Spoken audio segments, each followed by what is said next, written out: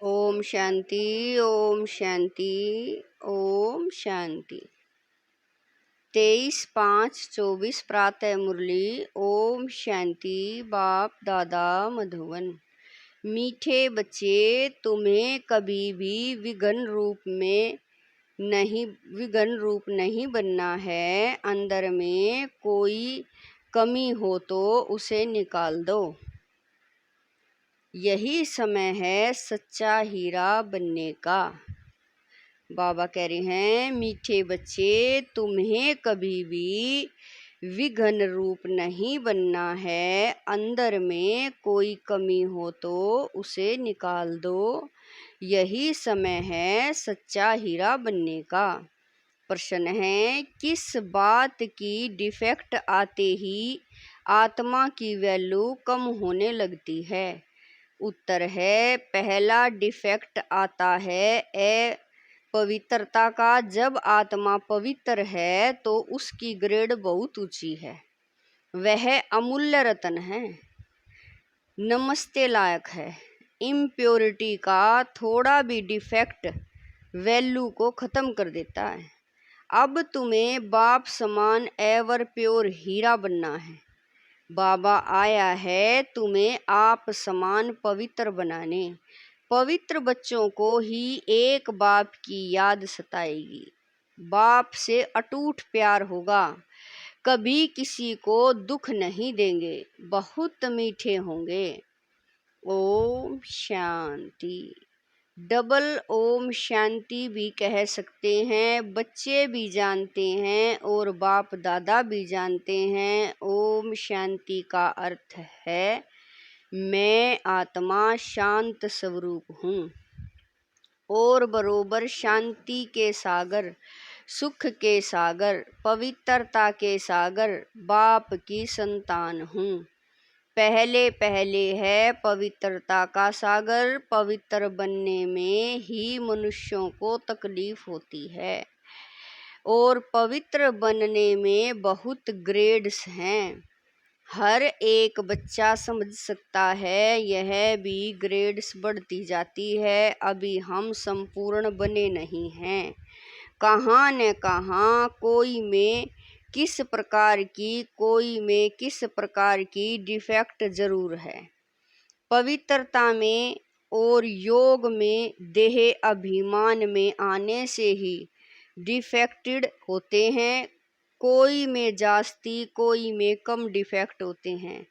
किस्म किस्म के हीरे होते हैं। उनको फिर मैग्नीफाई ग्लास से देखा जाता है तो जैसे बाप की आत्मा को समझा जाता है, वैसे आत्माओं बच्चों को भी समझना होता है। यह रतन है ना, रतन भी सब नमस्ते लायक हैं। मोती, मणिक, पुखराज आदि सब नमस्ते लायक हैं।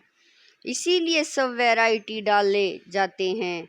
नंबरवार पुरुषार्थ अनुसार तो है ना। समझते हैं बेहद का बाप है अविनाशी ज्ञान रत्नों का जोहरी।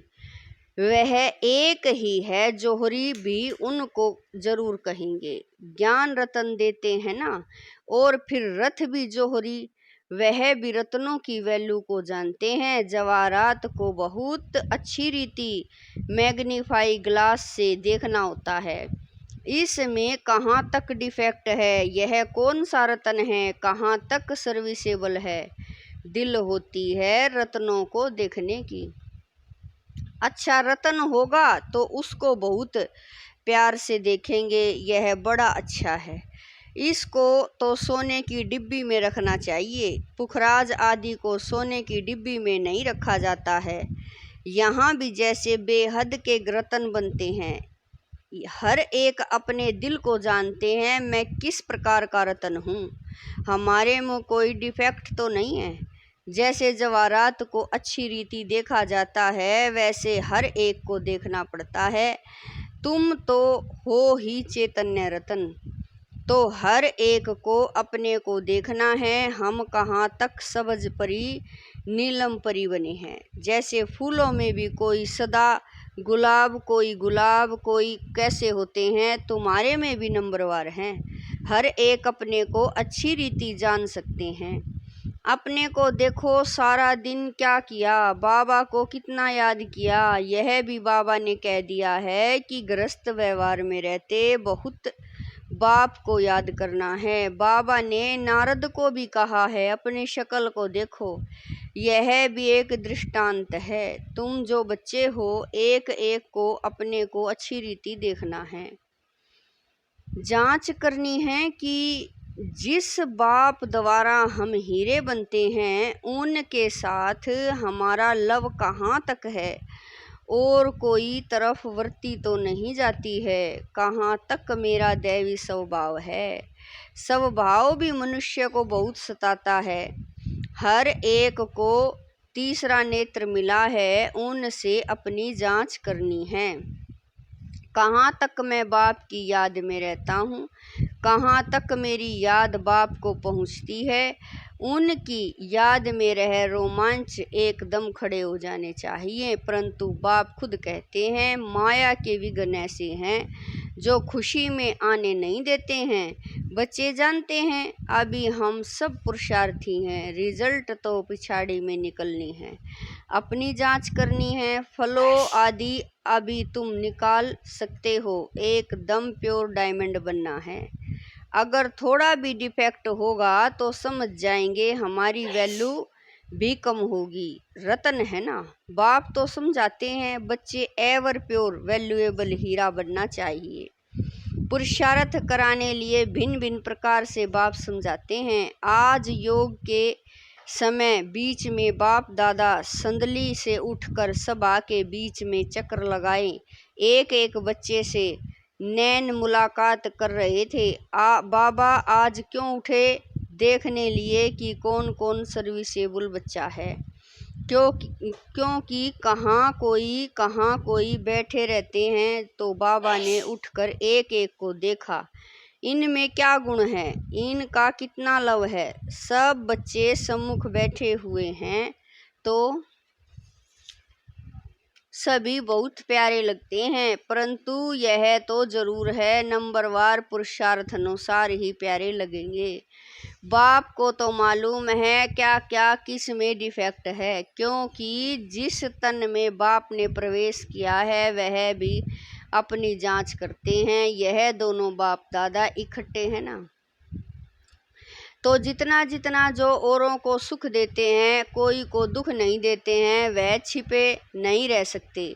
गुलाब मोतियां कब छिपे नहीं रह सकेंगे। बाप सब कुछ बच्चों को समझाए फिर बच्चों को कहते हैं माँ में कम याद करो तो तुम्हारी खाद निकल जाए। याद करने समय सारे दिन में जो कुछ किया है वह भी देखना है। मेरे में क्या अवगुण है जो बाबा की दिल पर इतना नहीं चढ़ सकते।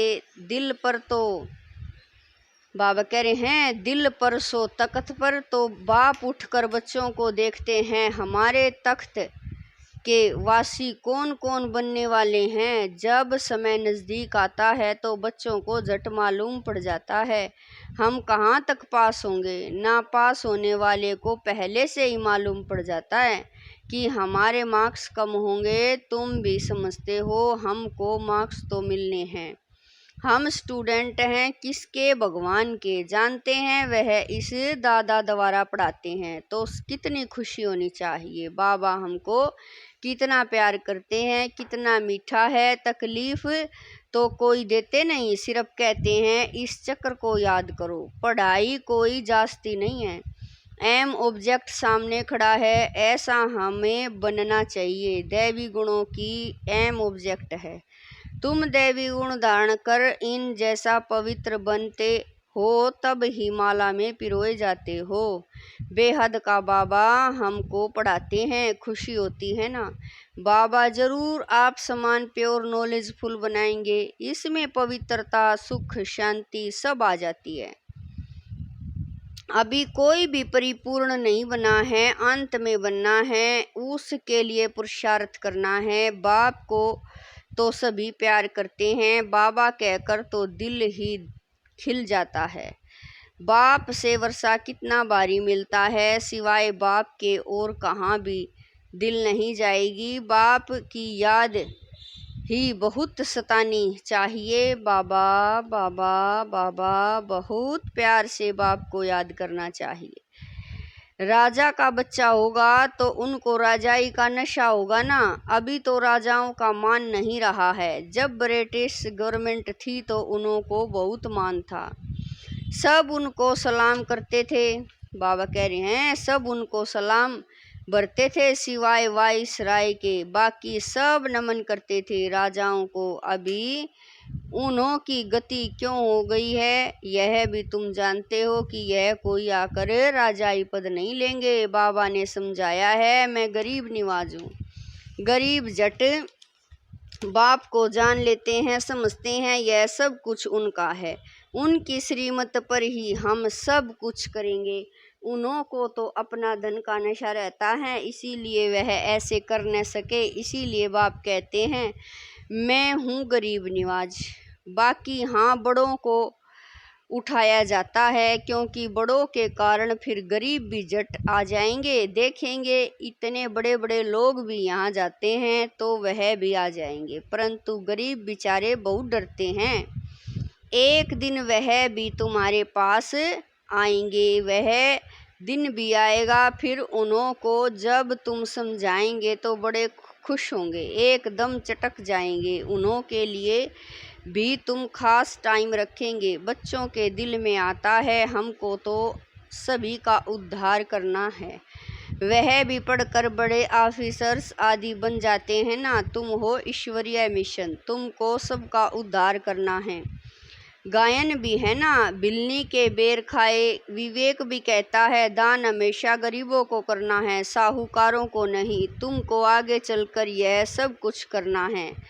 इसमें योग का बल चाहिए जिससे वह कशिश में आ जाएं। योग बल कम है क्योंकि देह अभिमान है। हर एक अपने दिल से पूछे हमको कहाँ तक बाप की याद है, कहाँ हम फंसते तो नहीं हैं। ऐसी अवस्था चाहिए जो किसी को भी देखने से चलाए मानी न हो। बाबा का फरमान है देह अभिमानी मत बनो, सबको अपना भाई समझो। आत्मा जानती है हम भाई भाई हैं, देह के सब धर्म छोड़ने हैं। अंत में अगर कुछ भी याद पड़ा तो दंड पड़ जाएगा। इतनी अपनी अवस्था मजबूत बनानी है और सर्विस भी करनी है। अंदर में समझना है ऐसी अवस्था जब बनाएं तब वह बाप करें तब यह पद मिल सकता है। बाप तो अच्छी रीति समझाते हैं, बहुत सर्विस रही हुई है। तुम्हारे में भी बल होगा तो उनको कशिश होगी। अनेक जन्मों की कट लगी हुई है। यह ख्यालात तुम ब्राह्मणों को रखने हैं, सभी आत्माओं को पावन बनाना है। मनुष्य तो नहीं जानते हैं, यह तुम जानते हो। सो भी नंबरवार पुरुषार्थ अनुसार बाप सब बातें समझाते रहते हैं। अपनी जांच करनी है। जैसे बाबा बेहद में खड़े हैं, बच्चों को बेहद का ख्याल करना है। बाप का आत्माओं में कितना लव है। इतना दिन लव क्यों नहीं था, क्योंकि डिफेक्टेड थे। पतित आत्माओं को क्या लव करेंगे। अभी तो बाप सबको पतित से पावन बनाने आए हैं, तो लवली जरूर बनना पड़ता है। बाबा है ही लवली। बच्चों को बहुत कशिश करते हैं। दिन प्रतिदिन जितना पवित्र बनते जाएंगे उतना तुमको बहुत कशिश होगी। बाबा में बहुत कशिश होगी। इतना खींचेंगे जो तुम ठहर नहीं सकेंगे। तुम्हारी अवस्था भी नंबरवार पुरुषार्थ अनुसार ऐसी आ जाएगी। यहाँ बाप को देखते रहेंगे तो बस समझेंगे अभी जाकर बाबा से मिलें। ऐसे बाबा से फिर कभी बिछड़ेंगे नहीं। बाप को फिर कशिश होती है बच्चों की। इस बच्चे की तो कमाल है, बड़ी अच्छी सर्विस करते हैं ना। बाप कह रहे हैं इस बच्चे की तो कमाल है, बड़ी अच्छी सर्विस करते हैं। हाँ कुछ डिफेक्ट भी हैं, फिर भी अवस्था अनुसार टाइम पर बड़ी अच्छी सर्विस करते हैं। कोई को दुख देने जैसी आसामी नहीं देखने में आती है। बीमारी आदि होती है तो वह है कर्म भोग। खुद भी समझते हैं जब तक यहाँ है कुछ न कुछ होता रहेगा। भले यह रथ है फिर भी कर्म भोग तो पिछाड़ी तक भोगना ही है। ऐसे नहीं मैं इन पर आशीर्वाद करूं, इनको भी अपना पुरुषार्थ करना है। हाँ, रथ दिया है उसके लिए कुछ इजाफा दे देंगे। बहुत बांधेलियाँ कैसे कैसे आती हैं, कैसे युक्ति से छूट कर आती हैं। उन्हों का जितना लव रहता है उतना और कोई का नहीं, बहुतों का लव बिल्कुल नहीं है। उन बांधेलियों के लव से तो किसी की भी भेंट नहीं कर सकते। बांधेलियों का योग भी कोई कम मत समझना। बहुत याद में रोती हैं बाबा। ओ बाबा, कब हम आपसे मिलेंगे? बाबा, विश्व के मालिक बनाने वाले बाबा, आपसे हम कैसे मिलेंगे? ऐसी ऐसी बांधेलियाँ हैं जो प्रेम के आंसू बहाती रहती हैं। वह उनके दुख के आंसू नहीं हैं, वह आंसू प्यार के मोती बन जाते हैं। तो उन बांधेलियों का योग कोई कम थोड़ा ही है। याद में बहुत तड़पती हैं। ओ बाबा, हम आपसे कब मिलेंगे? सब दुख मिटाने वाले बाबा, बाप कहते हैं जितना समय तुम याद में रहेंगी सर्विस भी करेंगी। भले कोई बंधन में रहती हैं, खुद सर्विस नहीं कर सकती, परंतु याद का भी उन्हों को बहुत बल मिलता है। याद में ही सब कुछ समाया हुआ है। तड़पती रहती हैं बाबा, कब मौका मिलेगा जो हम आपसे मिलेंगी? कितना याद में रहती हैं। आगे चल दिन प्रतिदिन तुमको जोर से खींच होती जाएगी। स्नान करते कार्य करते याद में ही रहेंगे बाबा। कभी वह दिन होगा जो यह बंधन खल्लास होंगे। बेचारी पूछती रहती हैं बाबा, यह हमको बहुत तंग करते हैं, क्या करें? बच्चों की पिटाई कर सकते हैं, पाप तो नहीं होगा? बाप कहते हैं आजकल के बच्चे तो ऐसे हैं जो बात मत पूछो। किसी को पति से दुख होता है तो अंदर में सोचती हैं कब यह बंधन छूटे तो हम बाबा से मिले। बाबा, बहुत कड़ा बंधन है, क्या करें? पति का बंधन कब छूटेगा? बस बाबा बाबा करती रहती हैं। उनकी कशिश तो आती है ना। अबलाएं बहुत सहन करती हैं। बाबा बच्चों को धीरज देते हैं, बच्चे तुम बाप को याद करते रहो तो यह सब बंधन खत्म हो जाएंगे। अच्छा, मीठे मीठे शकील दे बच्चों प्रति माता पिता बाप दादा का याद प्यार और गुड मॉर्निंग। रूहानी बाप की रूहानी बच्चों को नमस्ते। हम रूहानी बच्चों की रूहानी माता पिता बाप दादा को दिलवा जान शिकवा प्रेम से याद प्यार गुड मॉर्निंग नमस्ते।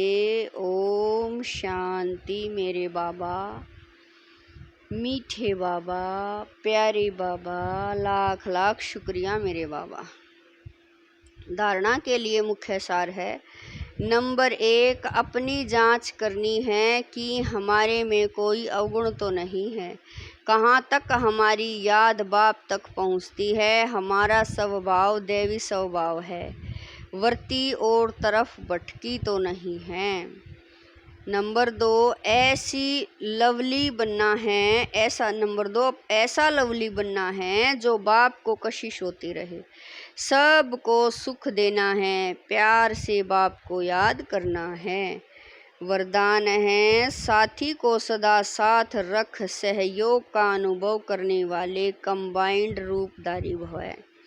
वरदान है, साथी को सदा साथ रख, सहयोग का अनुभव करने वाले कंबाइंड रूपधारी भव है। सदा आप और बाप ऐसे कंबाइंड रहो जो कोई भी अलग न कर सके। कभी अपने को अकेला नहीं समझो। बाप दादा अविनाशी साथ निभाने वाले आप सबके साथी हैं। बाबा कहा और बाबा हाजिर है। हम बाबा के, बाबा हमारा। बाबा आपकी हर सेवा में सहयोग देने वाले हैं। सिर्फ अपने कंबाइंड स्वरूप के रूहानी नशे में रहो। स्लोगन है, सेवा और समय उन्नति दोनों का बैलेंस हो तो सदा सफलता मिलती रहेगी। स्लोगन है, सेवा और समय उन्नति दोनों का बैलेंस हो तो सदा सफलता मिलती रहेगी। ओम शांति।